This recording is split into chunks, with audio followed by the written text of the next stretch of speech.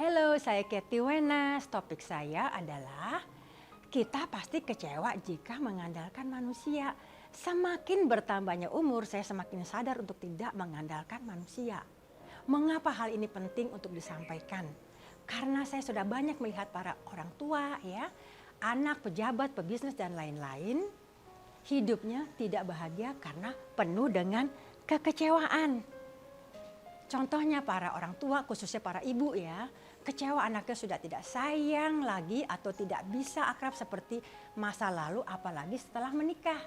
Juga jika Anda pernah sukses dan sering membantu teman-teman ya, tetapi setelah Anda jatuh, banyak teman-teman Anda yang menghindar sehingga Anda kecewa. Atau sebaliknya seorang yang Anda andalkan sudah tidak bisa membantu.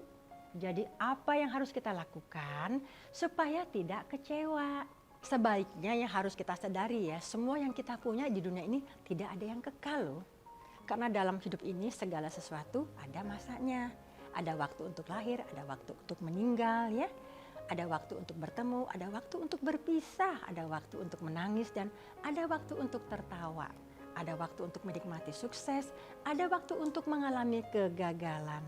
Jadi sebaiknya kita harus siap untuk menghadapi perubahan dan belajar untuk bisa menyesuaikan keadaan baru.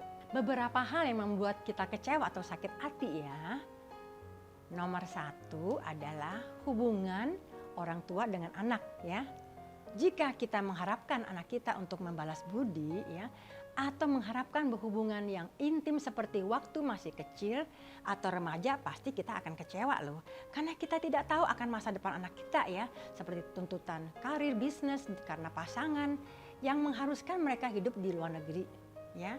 Sehingga mereka tidak bisa sering berkomunikasi, apalagi jika partner hidupnya orang asing dengan background parenting, social life, dan budaya yang berbeda dan lain-lain. Atau bisa juga ya keadaan ekonomi anak kita tidak baik sehingga tidak bisa membantu kita secara financial ya. Atau anak kita berhasil tetapi belum siap atau tidak mau membalas budi karena misunderstanding dan faktor lainnya. Sebaliknya ada anak yang masih mengharapkan ya orang tuanya untuk selalu menjadi pelindung ya, atau menjadi pendengar yang baik tanpa mau peduli perasaan orang tua. Nomor 2 ya hubungan suami istri ya. Banyak istri yang andalkan suami dalam segala hal atau sebaliknya. Memang waktu baru menikah semua nampaknya indah. Tetapi kita harus sadari bahwa perasaan cinta bisa berubah karena tekanan hidup atau godaan dari pihak ketiga. Lalu pasti kita akan kecewa jika pasangan kita berubah sikap atau tidak peduli.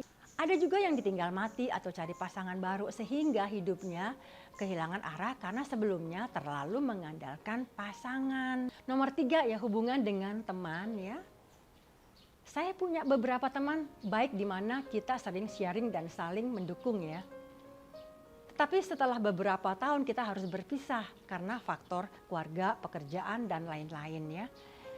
Waktu berpisah dari kawan saya, rasanya kesepian atau kehilangan banget. Tetapi setelah lama berpisah, saya sadar loh bahwa harus siap untuk tidak mengandalkan dia. Ya, ada juga teman yang baik waktu saya masih berguna untuk kepentingannya ya. Tetapi setelah tidak berguna baginya, teman ini langsung menjauh dari saya. Jadi intinya ya, apa yang harus kita lakukan ya agar kita tidak kecewa atau sedih bila orang yang kita andalkan pergi atau tidak mau peduli dengan kita lagi gitu ya. Nomor 1 tips bagi orang tua ya. Orang tua jangan terlalu mengharapkan deh anak untuk memberi perhatian atau membalas budi ya.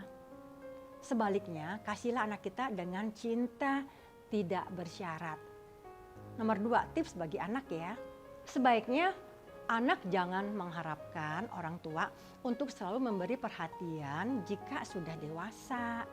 Karena Anda mungkin tidak tahu bahwa orang tua Anda sudah letih dan penuh penderitaan waktu merawat Anda. Jadi terimalah orang tua Anda apa adanya, jangan selalu mau merubah sesuai dengan keinginan Anda. Nomor 3 tips bagi suami dan istri ya. Jangan mengharapkan pasangan kita untuk selalu menjadi malaikat dalam perkawinan. Karena jika pasangan Anda berubah menjadi seorang yang kasar dan tidak mau mengerti perasaan Anda pasti kecewa dan sedih. Sebaiknya carilah kegiatan yang positif untuk mencari kebahagiaan Anda. Nomor 4, tips bagi Anda dengan teman ya. Jika seorang tidak membalas budi kita, belajarlah untuk memberi dengan ikhlas tanpa mengharapkan balasan. Bagi Anda yang selalu andalkan teman ya, mulailah untuk tidak andalkan manusia. Bagi saya yang terpenting kita harus selalu andalkan Tuhan, karena waktu kita tidak berdaya, hanya Tuhan yang bisa membantu dengan caranya yang ajaib. Juga sebaiknya kita harus siap mental ya untuk menghadapi perubahan dengan pikiran yang positif. Semoga sharing saya bisa diterima dengan baik walaupun tidak sempurna. Salam dari saya, Katie Wenas.